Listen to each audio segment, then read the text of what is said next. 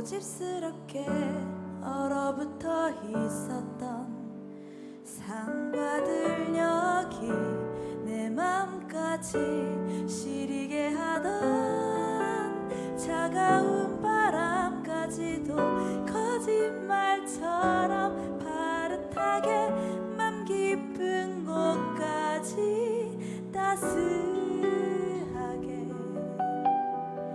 봄은 그렇게 내게로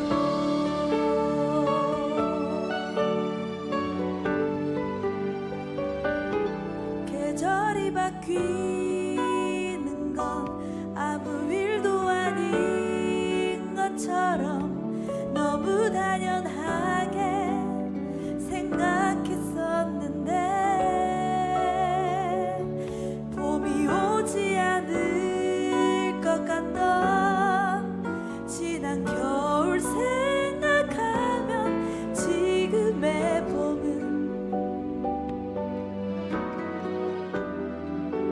내겐 기적이구나. 언제나 신실하신 주님 내게 새 봄을 약속하셨네.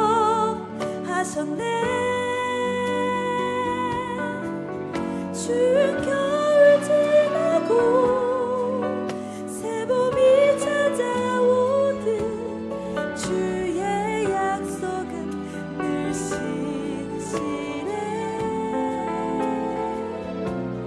주의 약속은 늘 신실해.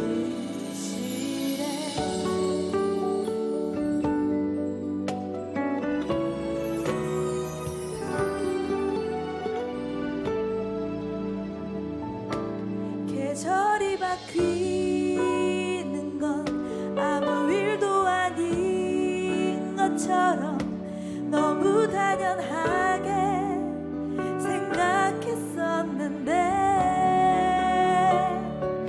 봄이 오지 않을 것 같던 지난 겨울 생각하면 지금의 봄은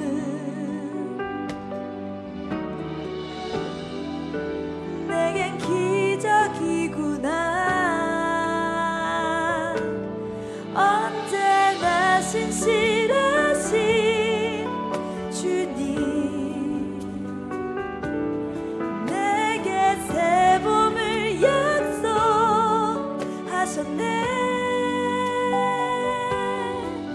추운 겨울 지나고 새 봄이 찾아오듯 주의 약속은 늘 신실해.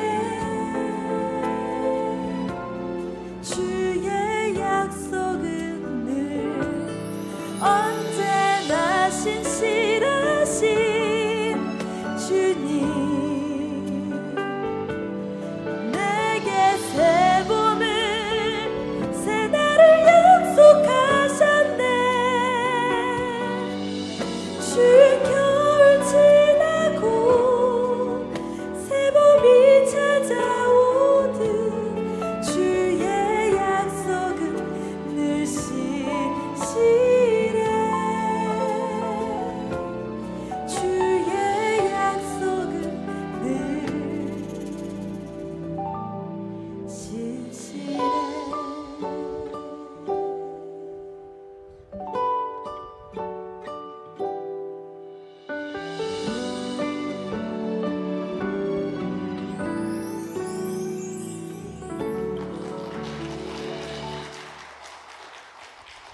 네, 여러분 안녕하세요. 이른 아침에 이렇게 함께 예배 자리에 함께 할 수 있게 되어 너무 기쁩니다.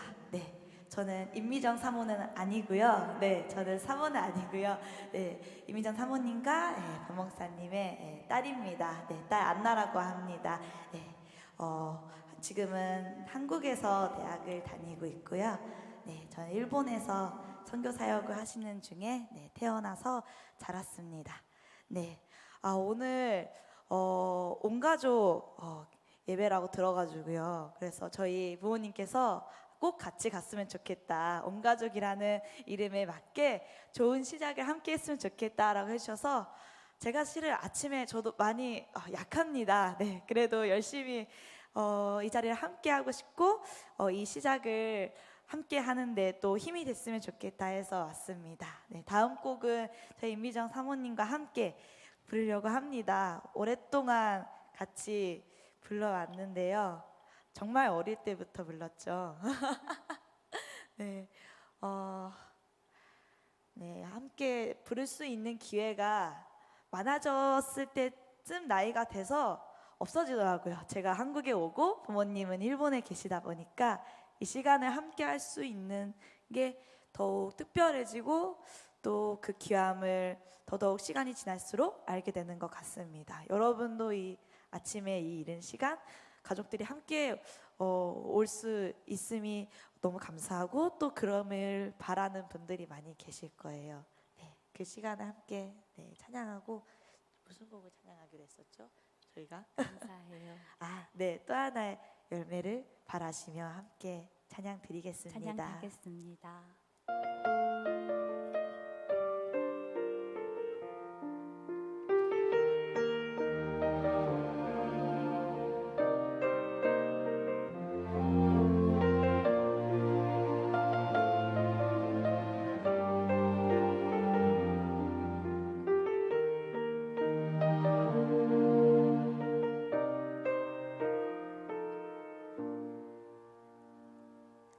감사해요. 깨닫지 못했었는데 내가 얼마나 소중한 존재라는 걸 태초부터 지금까지 하나님의 사랑은 항상 날 향하고 있었다는 걸 고마워요. 그 사랑을 가르쳐준 당신께 주께서 허락하신 당신께 그리스도의 사랑으로 더욱 섬기며 이제 나도 세상에 전하리라.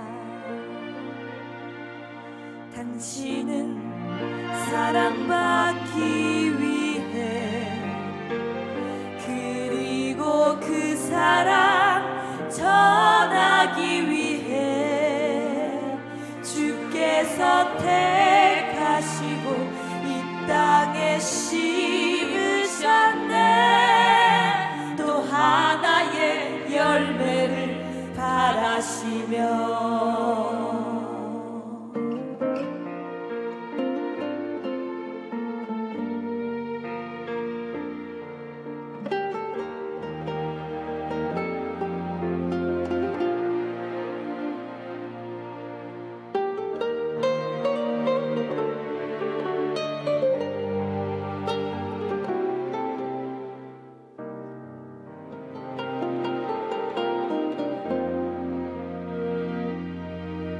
당신은 사랑받기 위해 그리고 그 사랑 전하기 위해 주께서 택하시고 이 땅에 심으셨네.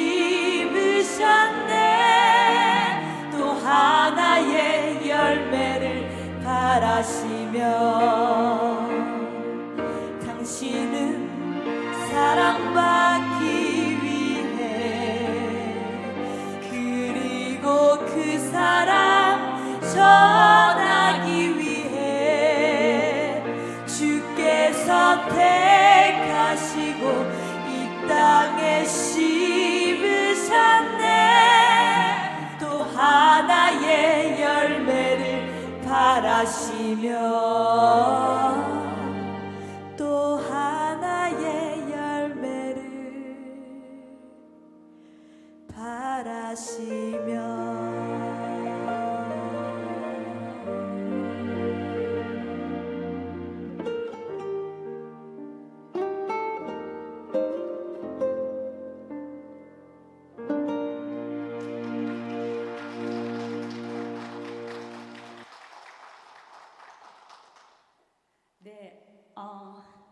정말 어릴 때부터 이 노래를 계속 같이 불렀어요. 일본에서는 일본어로 부르고 또 한국에서는 한국어로 부르고 근데 때마다의 감격이 있는 것 같아요. 오늘도 같이 찬양하면서 하나님께서도 나에게 이런 마음이시겠구나.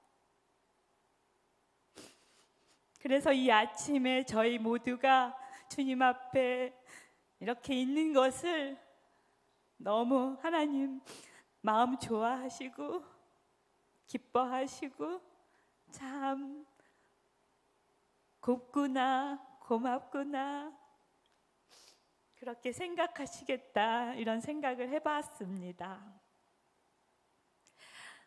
원미동교회 오게 되어서 너무 감사하고 함께 주님 앞에 예배 드릴 수 있도록 이렇게 시간 허락해 주셔서 참 감사합니다. 오늘 주시는 은혜를 듬뿍 받기를 원합니다. 세상은 점점 어려워져 가고 있고 정말 소리가 너무 많아지고 있고 우리의 모습은 주님 앞에 계속적으로 부끄러운 모습이 많이 있지만 개인적으로도 그렇고 온 세계를 바라봐도 그렇고 또 주님 주신 자연도 저희들이 많이 해치고 있고 그런 주님 앞에 죄송한 마음이 있지만 그래도 주님 우리를 인도하여 주시니 감사합니다. 우리 한 사람 한 사람 안에 더욱더 깊이 주님 좌정하시고 인도하여 주시옵소서. 기도하는 마음으로 다음 제가 찬양 한 곡 더 드리려고 합니다. 이 곡은 저의 정말 일본 가기 전에 30몇 년 전에 부른 가사를 쓰고 곡이 되어서 많은 교회에서도 불러주시는 곡인데 오늘은 또 그게 저의 대표곡이기도 해서 오늘 그 곡을 선곡해 왔습니다. 더욱더 주님 앞에 삶으로 모두 한 발자국 더 다가가는 저희 모두가 되기를 간절히 기도하는 마음으로 찬양하도록 하겠습니다.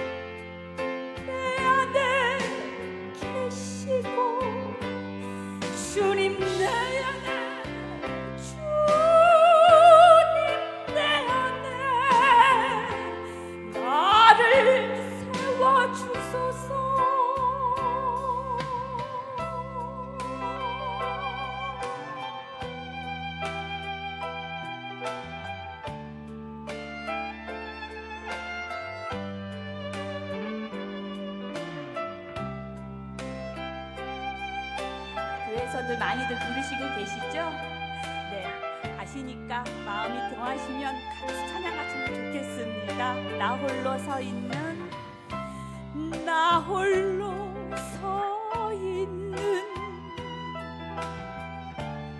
죽은 내 영 깨우사 주님만 나를 세워 내 영 살게 하소서. 주님 내 안에 주님 내 안에 계시고 주님 내 안에 주님 내 안에 나를 세워 주소서. 주님 내 안에 주님 내 안에 주님 내 안에 계시고 내 안에 계시고 주님 내 안에 주님 내 안에 나를 세워 주소서. 나를 세워 주소서.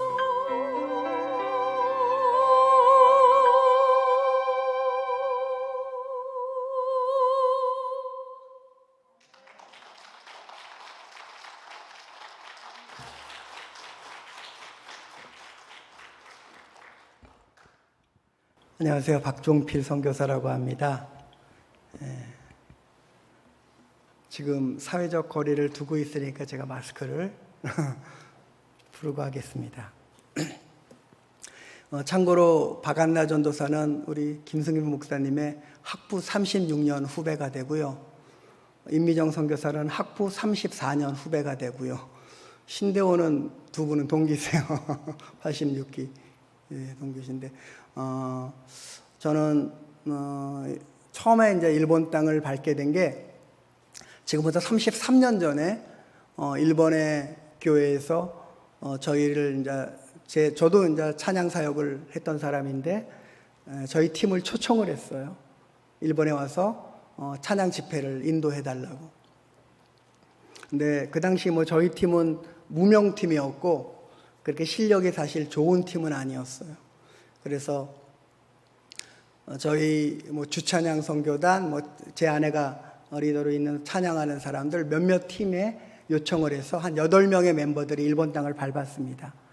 근데 저희들을 가이드해주는 선교사님이 갑자기 그 전에 한국으로 돌아오신 거예요. 연락도 없이. 그러니까 저희가 나리타 공항에 딱 도착하는데 저희를 배웅 나온 사람이 아무도 없어요. 그러니까 일본 땅을 첫 번째 밟은 인상은 좋지는 않았습니다.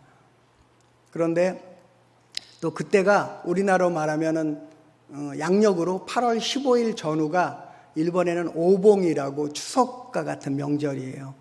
그러니까 동경에 사람들이 하나도 없는 거예요. 일주일간 일본 교회를 섬기면서 언어도 안 되는데 그냥 일본말로 찬양 연습을 해서 일본말로 찬양 연습을 해서 갔는데 저희들에게 일본어를 가르쳐 주신 분이 1960년대 일본서 제일대한기독교총회 목사님으로 사역하시던 분이세요. 60년대. 그러니까 지금은 이런 언어를 사용 안 한다는 거예요. 표현들이. 그러니까 저희는 아무것도 정보도 없이 그 당시에는 인터넷이 그렇게 발달하지도 않았잖아요. 지금처럼. 지금은 핸드폰만 피면은 다 알 수 있는데. 그러니까 말도 안 되는 언어로 좀 그들과 이게 같이 예배가 안 됐던 거예요. 그런데 감사하게도 일본인 자매 하나가 한국을 좋아하고 또 일본에서 찬양 미국서 시작한 컨티넨탈 싱어즈라는 팀이 시작할 때 제가 좀 도와줬기 때문에 한국말을 조금 하는 자매가 저희를 자기 일주일간의 휴가를 저희를 위해서 희생을 한 거예요.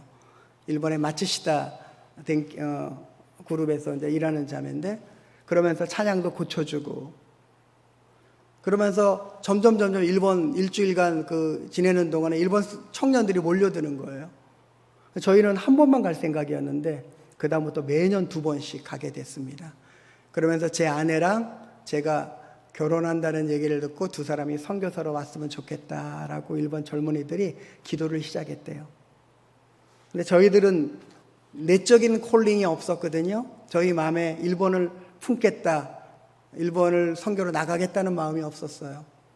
저는 대학 강단에서 좀 가르치면서 사역을 하고, 또 제 아내는 그 당시에 극동이나 CBS에서 이렇게 진행을 또 맡게 되었기 때문에. 그런데 외적인 콜링이 너무 강건한 거예요. 그래서 저희는 그냥 내적인 콜링의 확인 없이 일본 땅을 밟았습니다. 일본 땅을 밟으면서 30년 전에 그때 랭귀지를 공부하면서 하나님께서 내적인 콜링을 주시더라고요. 저희를 일본에 보내신 분은 박종순 목사님이시라고 지금 은퇴하신 분이신데 충신교회 목사님이십니다. 다리 놓는 사람들 국제대표로 계시고요. 저는 일본 대표로 이제 일본에 나가게 된 겁니다.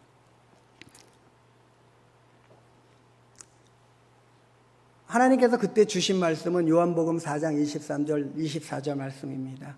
하나님께서 예배자를 찾으신다는 거예요. 참된 예배자,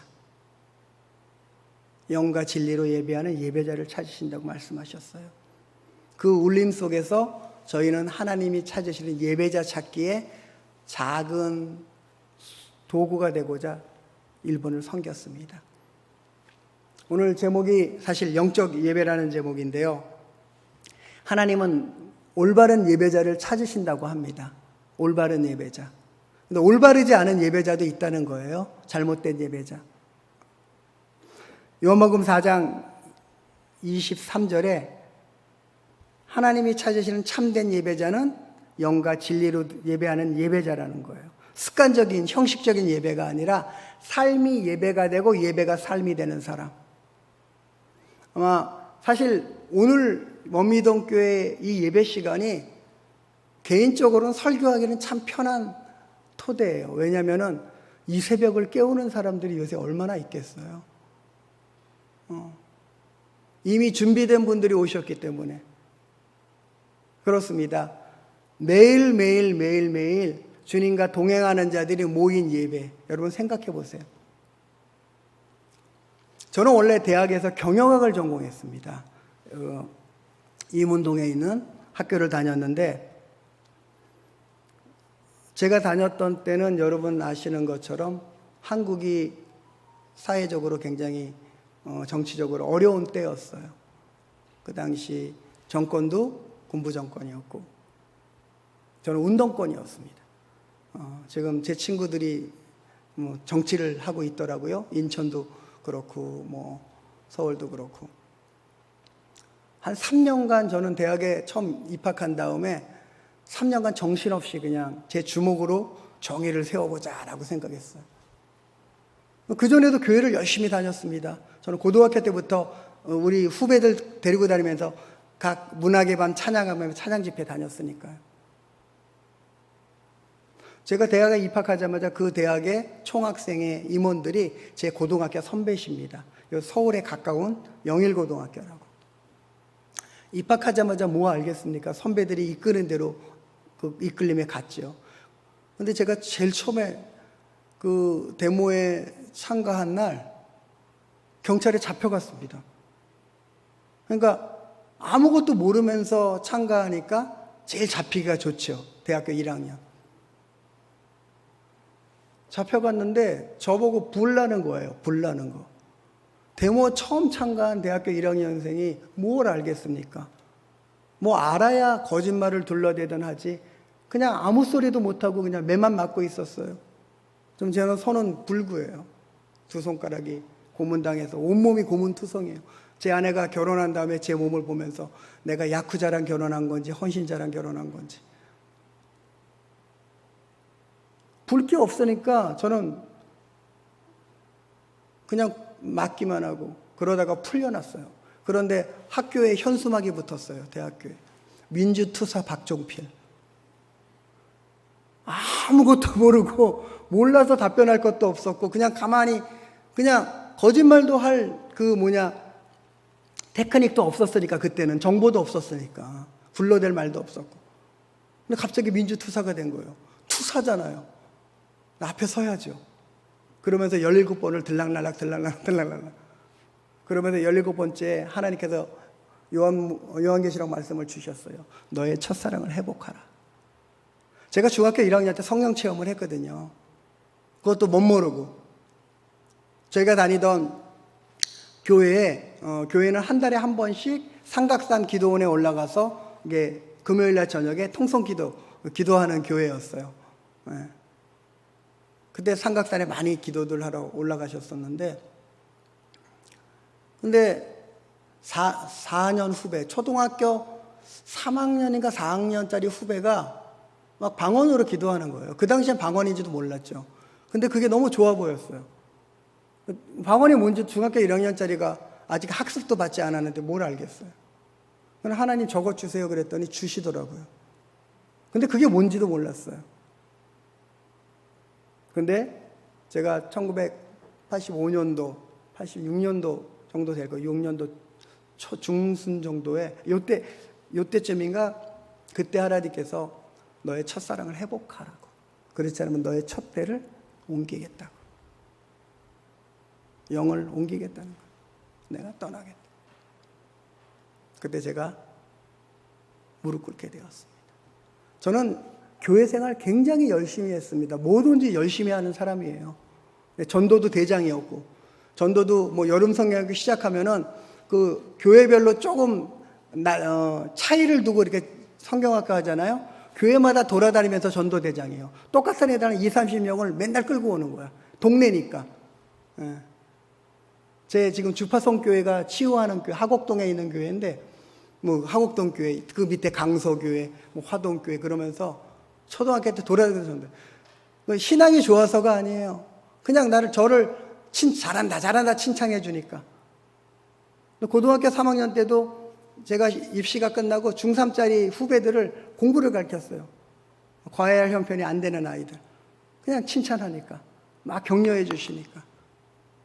신앙은 아니었어요. 올바른 믿음 생활은 아니었어요. 그냥 교회 생활을 열심히 했어요. 열심히. 요한복음 4장에 보면은 사마리아 여인과 예수님이 대화가 나오는데 사마리아 여인이 그럽니다. 예수님이 그러십니다. 너희는 알지 못하는 것을 예배하고 있죠. 우리는 아는 것을 예배한다고. 저는 알지 못하고 요새 여러분 열심보다 중요한 건 방향이에요. 방향. 어떤 방향으로 열심을 내냐는가. 우리가 잘못된 열심을 내면 그게 화가 될 수도 있잖아요. 오늘 말씀에 12장에 영적 예배라는 표현이 나오는데 이거는 사도 바울이 만들어낸 그 독창적인 표현이 아닙니다. 이미 여러분 요한복음 4장에 표현하신 것처럼 예수님께서 말씀하신 거예요. 제가 쉬운 성경으로 좀 읽어드릴게요. 하나님을 참되게 예배하는 사람들이 영과 진리로 예배할 때가 올 것이다. 지금이 바로 그때입니다. 그리고 하나님께서 이렇게 예배하는 사람들을 찾고 계십니다. 하나님은 영이시기 때문에 하나님께 예배하는 자들은 반드시 영과 진리로 예배해야 됩니다. 아마 이 코로나라는 이 시기가 아마 하나님께서 우리를 시험하시는 시기일지도 몰라요. 사실 여러분 온라인상으로 예배하는 거 쉽지 않잖아요. 처음에는 여러분 온라인 그 화면 앞에 얼마나 단정하게 앉았어요. 근데 점점 반바지 입고 앉고 씻지도 않고 안 보이니까 우리가 나태해지는 거예요. 하나님 앞에서. 어떤 모습이면 어때요? 미국에서는 청바지 입고 예배도 하는데 그때는 그때 사정이 있었어요. 주일날 새벽같이 나가서 일을 하다가 바로 예배당으로 가야 되기 때문에 청바지 입고 갈 수밖에 없었어.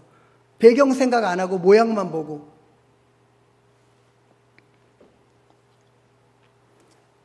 영과 진리로 드리는 예배, 과연 우리가 드려야 하는 영적 예배란 어떤 예배일까?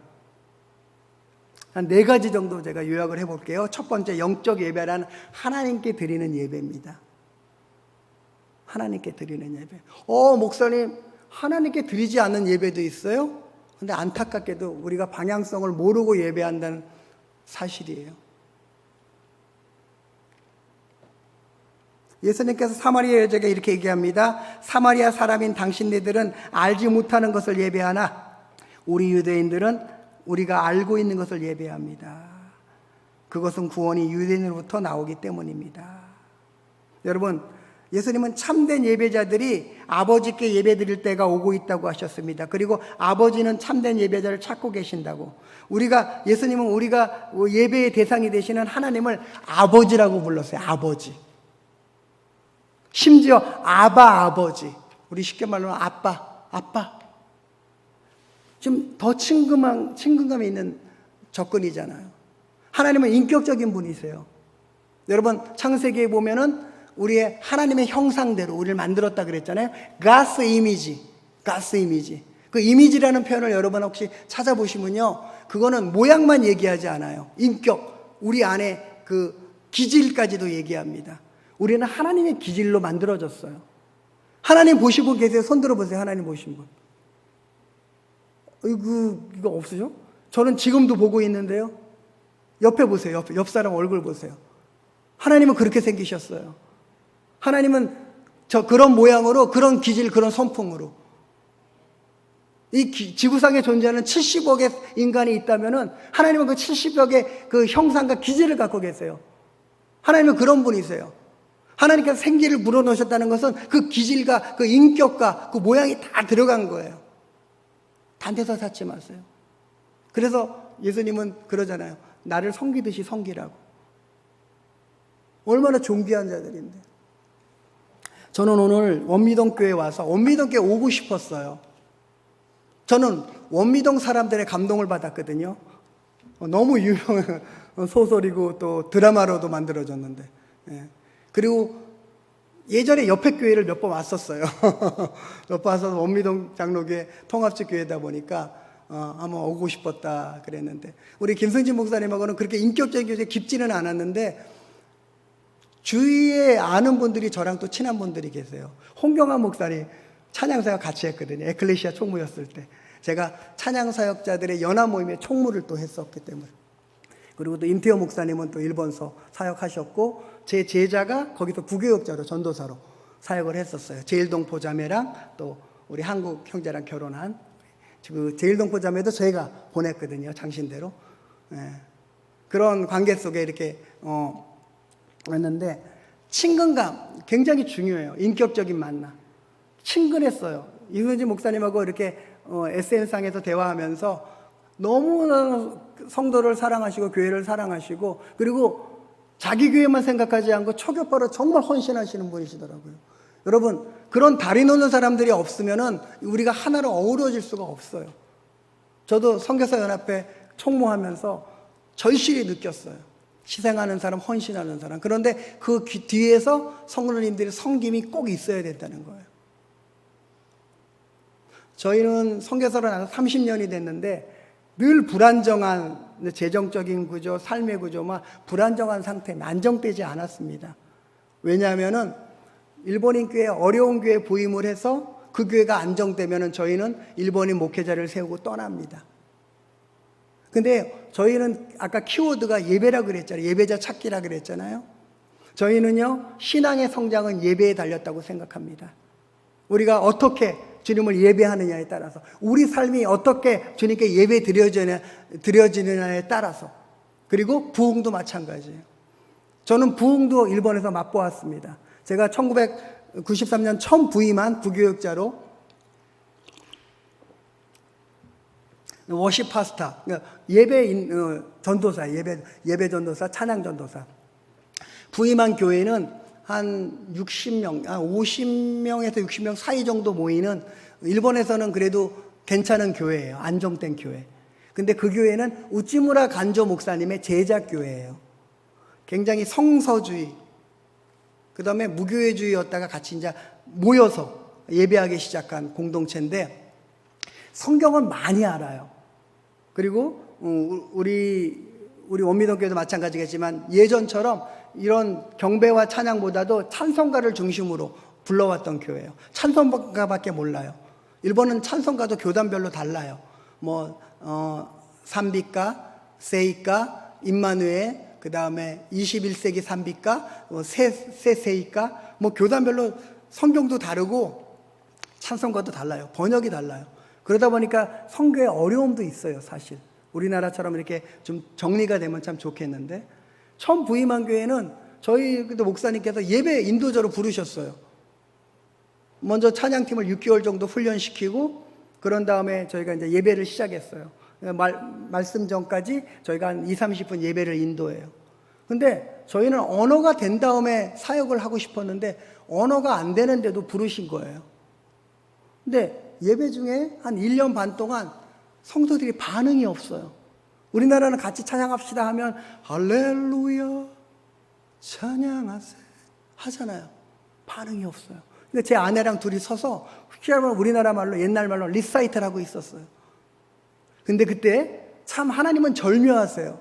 제가 언어가 안 된다 그랬잖아요. 그때는 일본에 가자마자 랭귀지 훈련을 받고 있을 때니까 언어가 안 되니까 만약에 언어가 됐다면은 설교자가 있어요. 제 뒤에 일본인 목사님이 설교자가 있는데도 제가 설교 다 했을 거예요. 예배는 이겁니다. 찬양은 이겁니다. 우리가 하나님께 이런 태도를 해야 됩니다. 언어가 안 되니까 제가 할 수 있는 거 2개밖에 없어요. 찬양과 기도. 근데 성령이 역사하시더라고요. 성령. 그 교회 평균 연령은 66세예요. 평균 연령. 근데 뭐 역시 여전도회가 강해요. 여전도회가 먼저 눈물을 흘리면 두 손 들고 뭐 찬양합시다도 안 하는데 뭐 찬양하는 거예요. 그러면서 78세 먹은 할아버지가 지금은 소천하셨는데 두 손을 들고 통곡하면서 회개하면서 찬양하는 거예요. 역사하신 성령의 파도가 일어나는 거예요. 만지시는 거예요.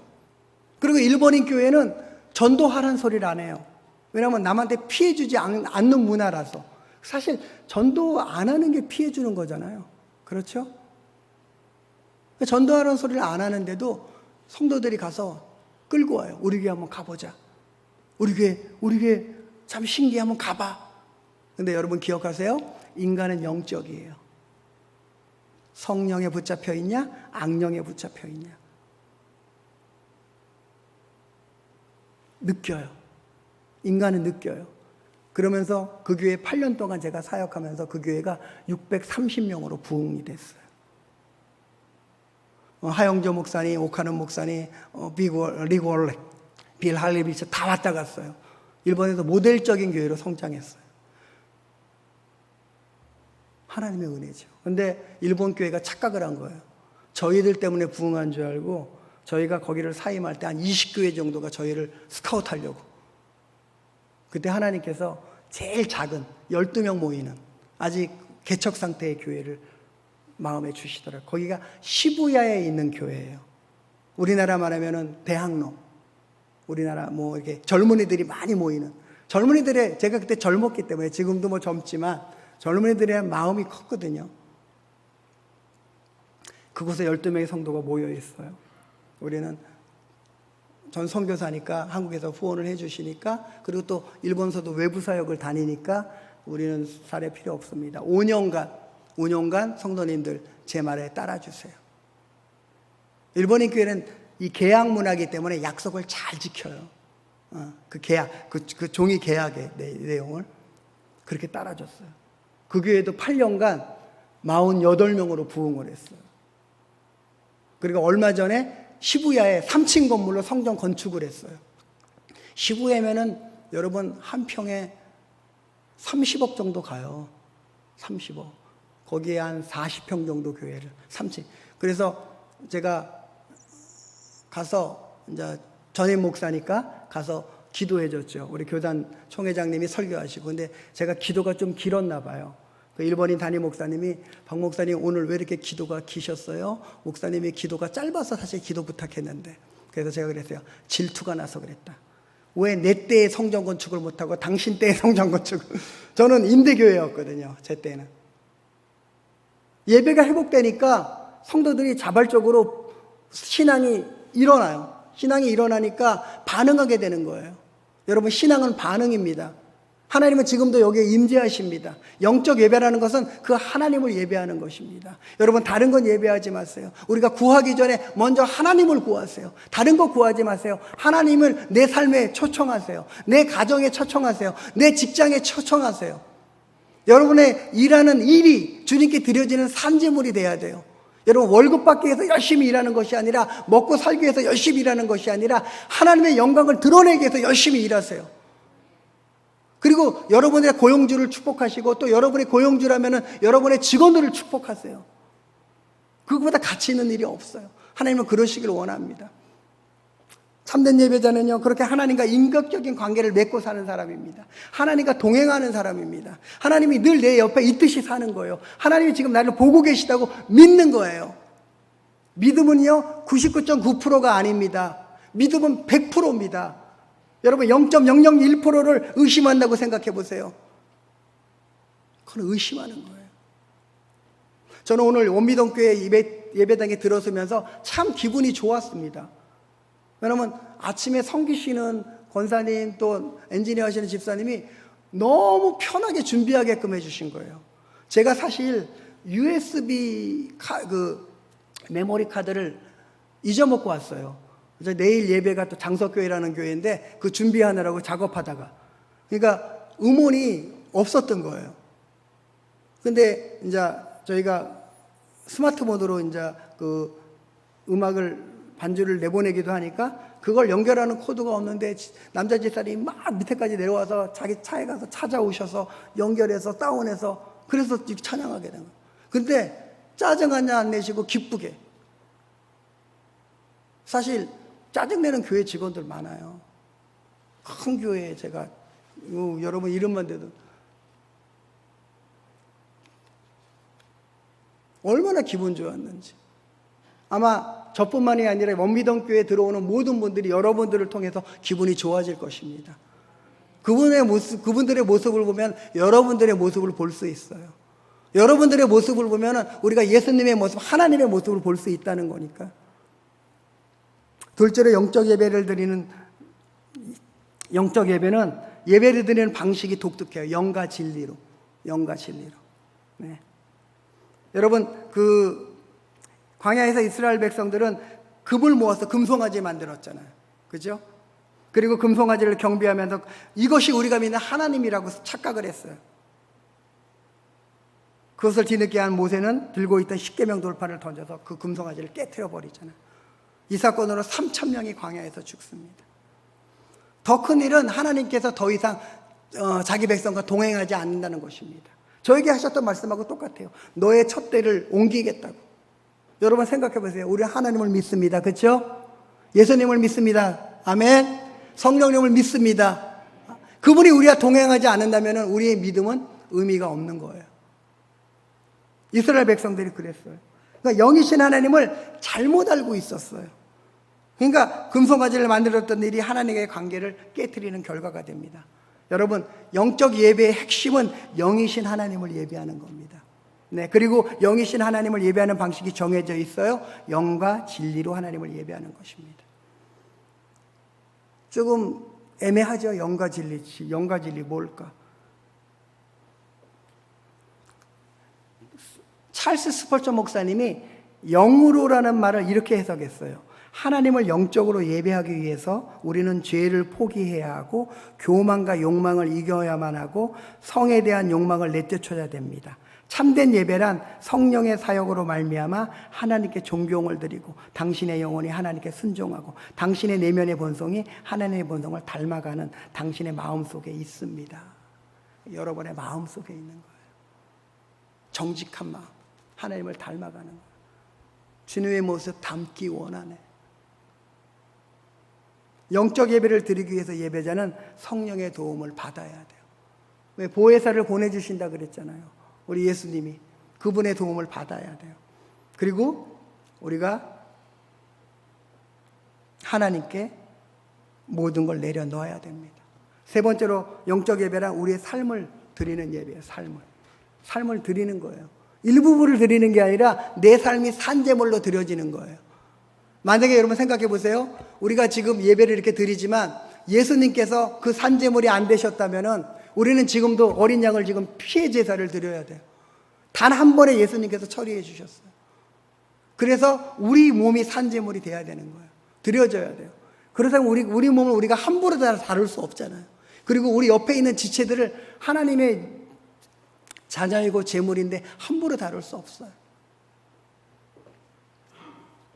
미가서에 보면은 여호와께서 1,000마리 양을 기뻐하실까? 강줄기 만개를 채울 만한 기름을 기뻐하실까? 이 사람아, 하나님께서 무엇을 좋아하시는지, 무엇을 원하시는지 알아야 하지 않겠느냐? 그렇죠?